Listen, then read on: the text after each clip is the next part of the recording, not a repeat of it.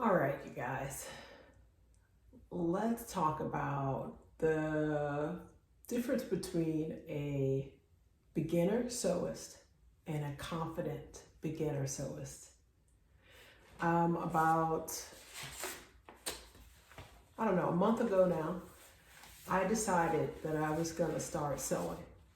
And I had it in my mind that I could take a pair of really big men's pants that I bought at Goodwill for like $4.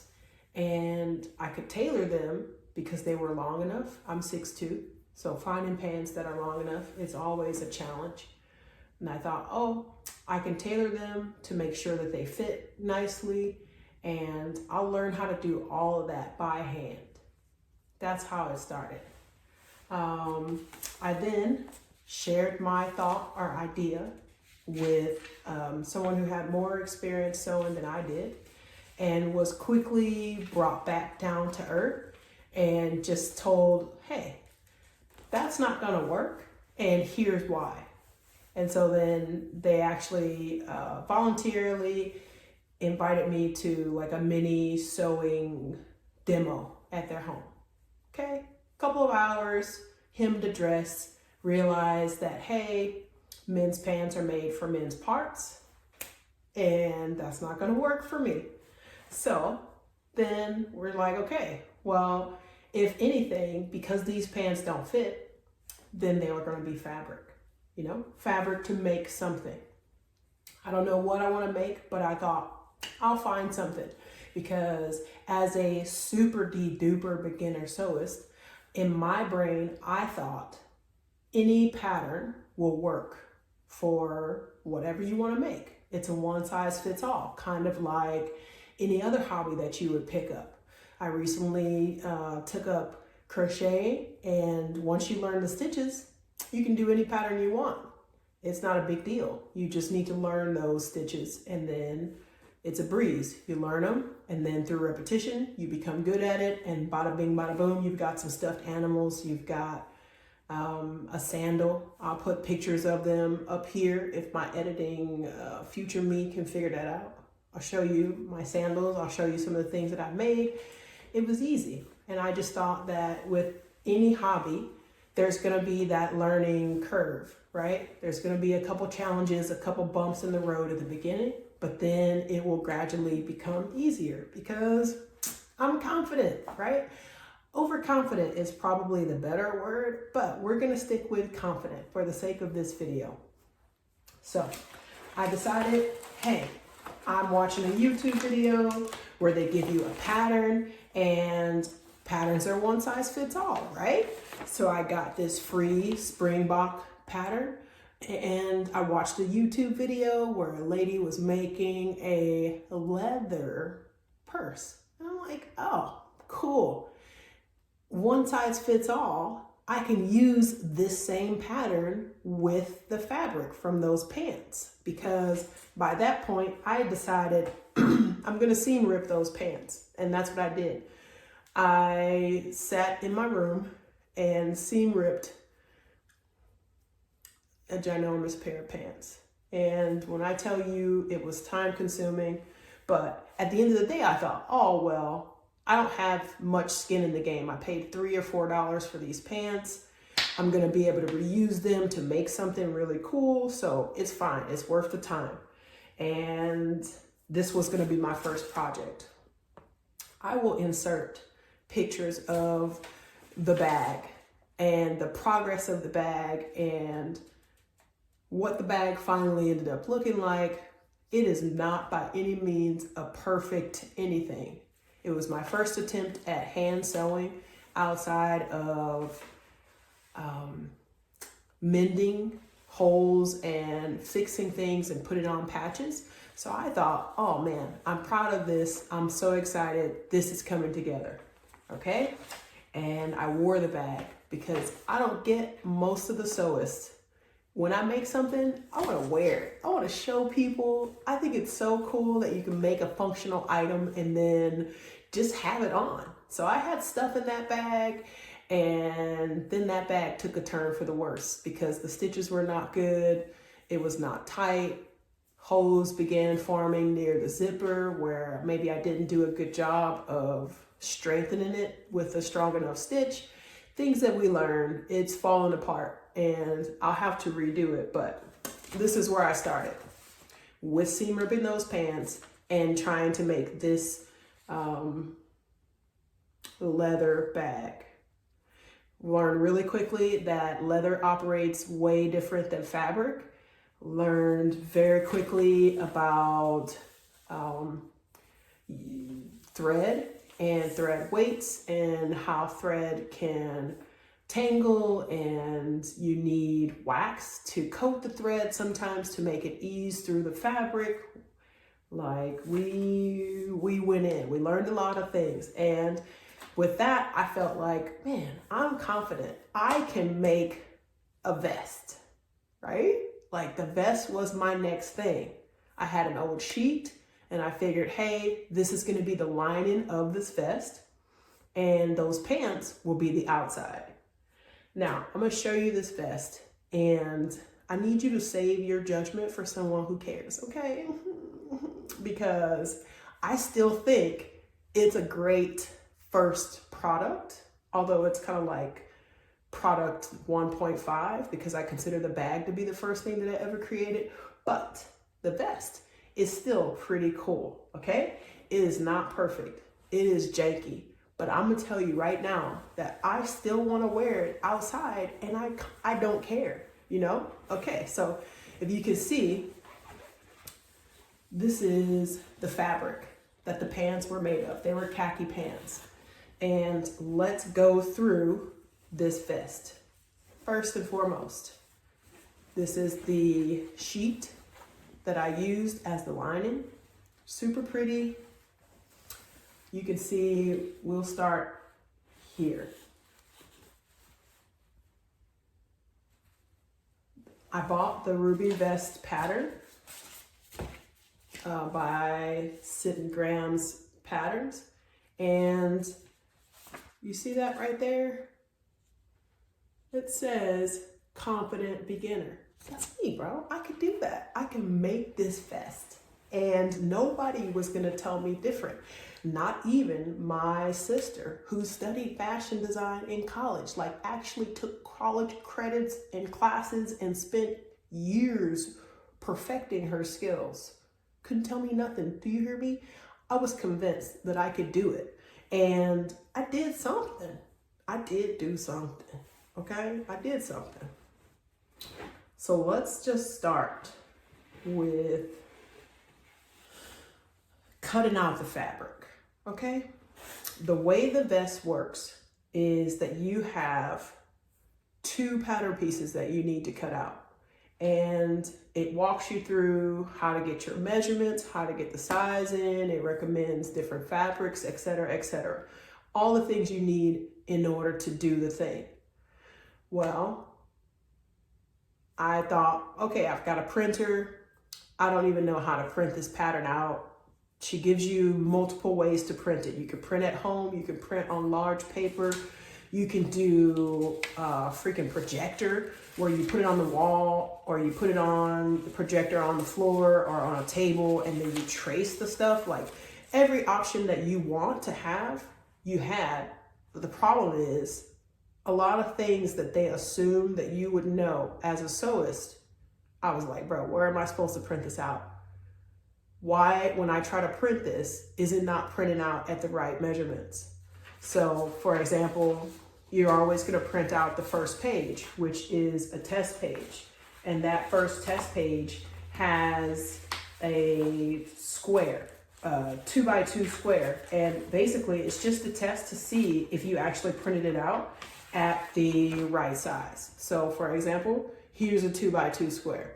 I know that it's 2x2 because I could take my ruler and put it from the beginning to the end and see that, boom, that's about 2 inches, and do the same going the other way. And that's how I know that this pattern is the correct size, right? But did I know any of that? The answer is maybe a little bit. Like I knew a little bit, you know what I'm saying? But I still didn't know how to print it.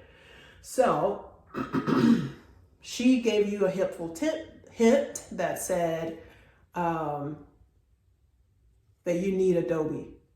If you get Adobe, then you can print it in a large poster, and then that's the right size. And so then once I got the Adobe trial, because I'm not paying for it, you know, this was supposed to be a low cost hobby, and we're already in it like $15 for this pattern, right? Because we got a free sheet where the other sheet had a hole in it. So we just that one, and this was just a spare sheet. And we have pants that we seam ripped, and we spent like $4 on that. So max, we're about $20 all in. And we weren't trying to spend more. We were really trying to do this as low budget as possible. Even the bias tape that I purchased, $2.49, and I only got one pack. That I just put a pin right there, okay? Because this is 3 yards, okay? Did I know before that she had a whole chart telling you how much you need depending on what size you decided to get?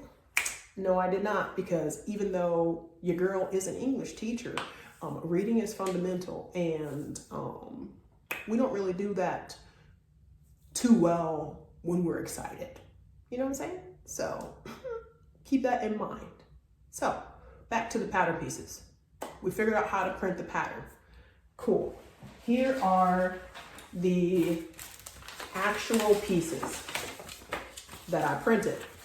And, you know, I'm going through, I'm like cutting stuff out and trying to glue things and tape things in different places and throwing parts away, pieces that I thought, oh, I'm done with that, I won't need it anymore.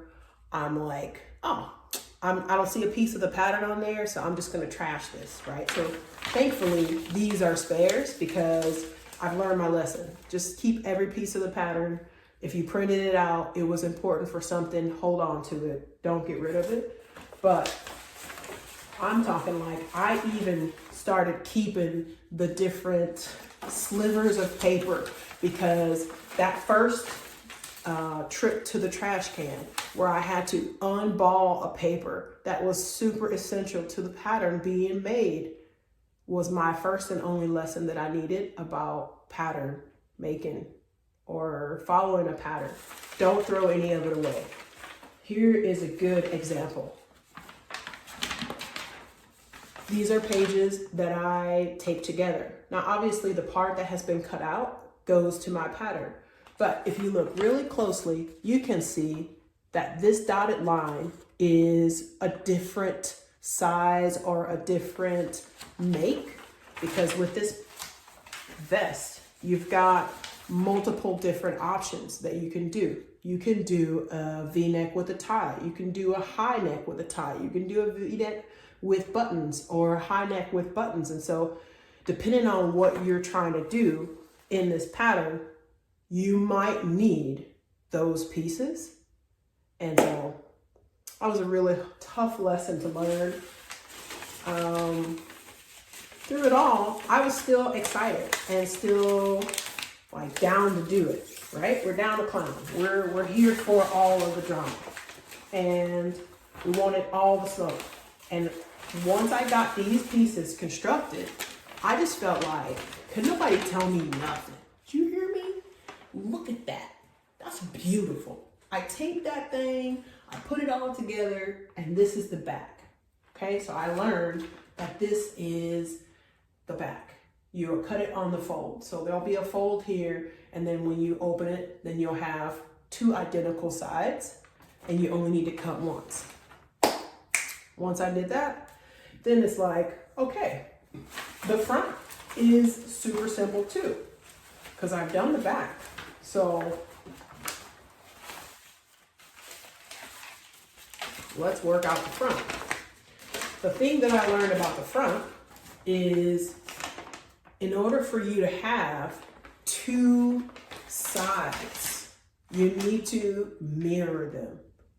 When I tell you that the English language, if you don't have a good grasp of reading and reading comprehension, critical thinking skills, then you're going to be super frustrated with sewing, because the directions are clear and they clearly tell you what you need. But if you don't read and understand what you have read, then you're off to the races and doing things totally wrong. And any problems that arise as a result of you just being gung-ho, it's all on you. So of course I cut out 2 of the same size. So I cut out 2 of this size instead of flipping it and cutting out the opposite side. We learned that lesson, and yeah, so now we know when it says that a pattern should have something mirrored, that's why. Okay, so let's go back to the actual construction of the vest. So by that point, I had my inner lining cut out. I had my right panel and I had my left panel done, right? But what I found is that when you do those pants and you're like harvesting fabric, there might be issues with making sure that you're cutting on the grain line. Like, there were so many vocabulary words that I had to look up in a book. Thankfully, a friend gave me the Vogue sewing book. But even the Vogue sewing book, as awesome a resource as it is, there were still pages that I needed to watch a YouTube video to get a visual for. Things like grain wise or selvage edge. I had no idea what these words meant. And so when you're saying things like that to me, or there are arrows in the pattern indicating that I should be cutting along the selvage edge, it didn't clock to me that that mattered at all. So I was just scissor happy. I had those scissors. I was cutting stuff. It was fun. I had a lot of fun. So here is the result of me not having enough fabric. You can see the back. I had to make a yoke here because I didn't have enough fabric to have a whole one piece. So I pieced together like 4 or 5 pieces. So here's one, here's one, here's one. And then you can see I didn't have enough to make this side. So then I pieced another piece. But in total, this is just all reclaimed pants. Even these pockets, which are not even, are the back pockets for the pants, which I still think that's pretty cool. But yeah, so the stitches are terrible. I mentioned before that I bought bias tape. The bias tape that I've used isn't like on there with straight stitches. It just, everything all the way around could be great. It could be better. I also accidentally knit the fabric, and I learned a lesson that when you're cutting fabric, you want to make sure that any ready-made pieces or pieces that you are finished dealing with are nowhere near your scissors, because this is an accident. But from talking to my sister, it's not one that you could easily fix. And a friend suggested a zigzag stitch or something, but I'm at the beginning level where I don't even know how to do that on this machine. So this looks crazy, but I love this vest, and I wear this vest when I'm at home sewing or when I'm just at home. I'll put it on over my pajamas because I made it, bro. And that's what is so exciting about fabric crafts, or just, I don't know, thread crafts or yarn crafts or whatever the actual saying is.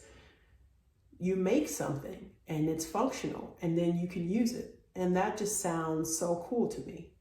So of course, we're gonna allow this one to be the first, right? It's the test.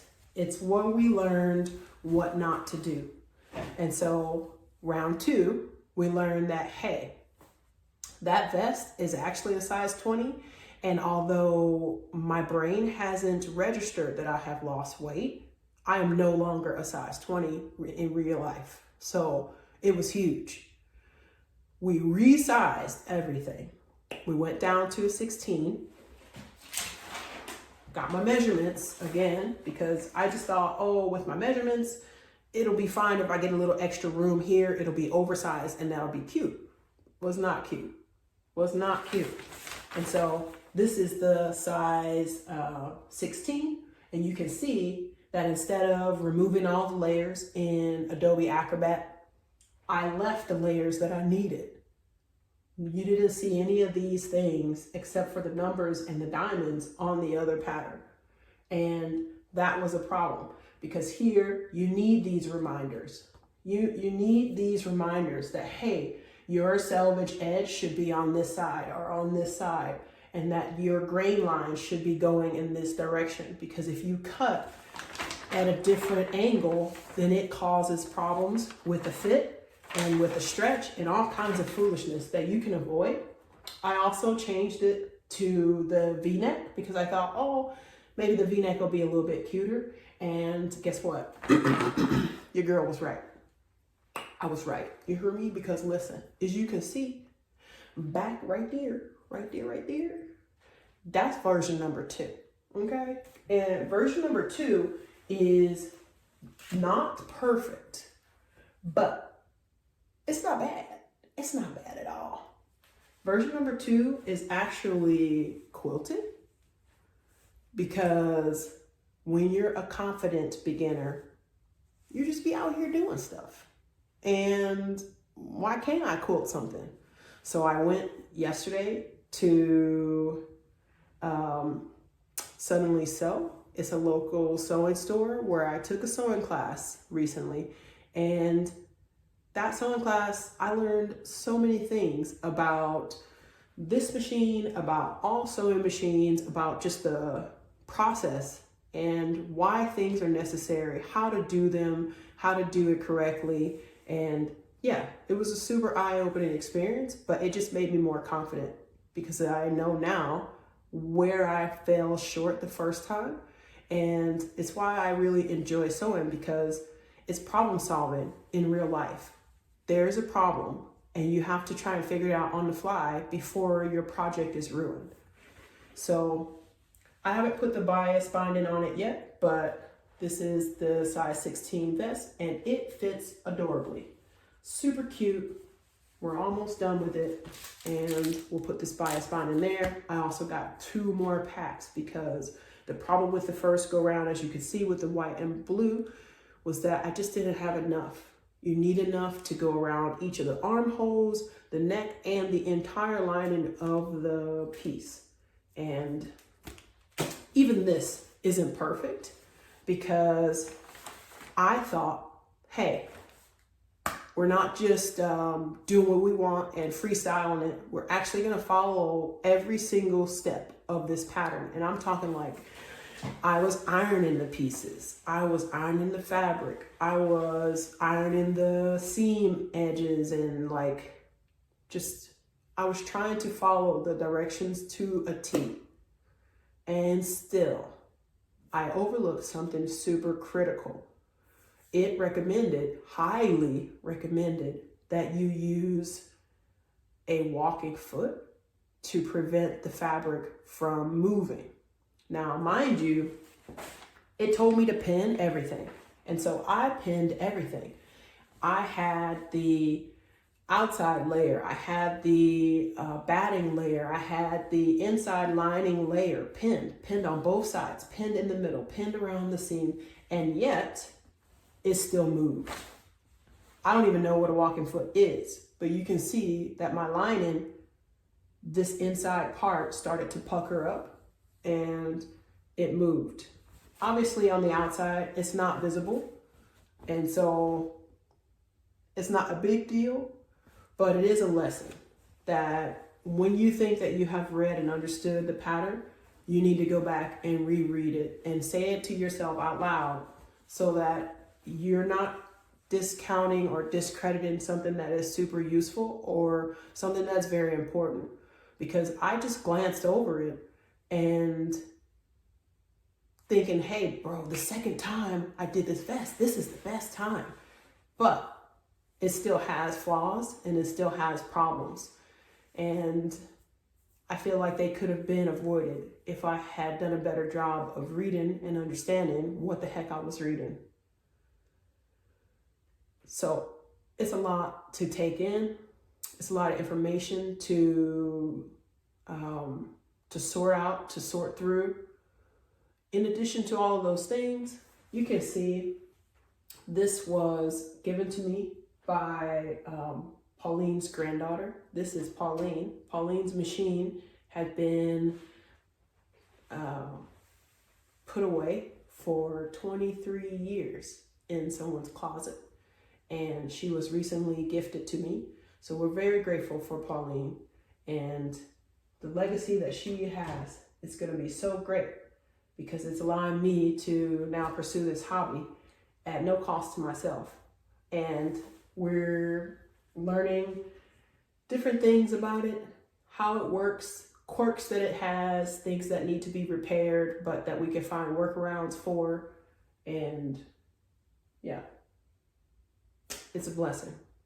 It's a blessing. This whole experience has been just a testament to how much the Lord loves me and how he just entertains my shenanigans, because next week I might take up some knitting or something crazy, but he's here for it all and he supplies all my needs, and I'm very grateful to him. But this is the first update of being a confident beginner, because I do consider myself to be a beginner and I'm very confident, but confident, borderline delusional is a thing.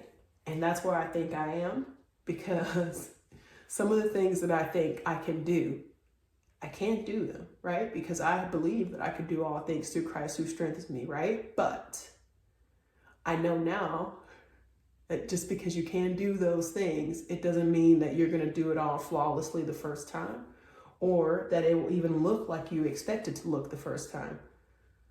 But I feel like of the two products that I have produced, I am not mad at either one of them. They're both awesome. And so, yeah, this is not a real review of Sydney's pattern. This is also not a diss to her pattern.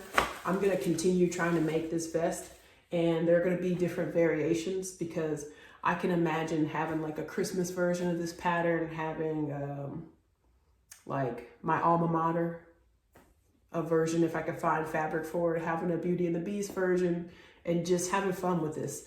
I also saw a video where she put sleeves on it. Like you could put pockets, adding things to it. The options are endless, and that's really what I like about this hobby. But yeah, these have been the musings of a beginner sewist who is overconfident, slightly delusional, but still having fun. Thanks for listening.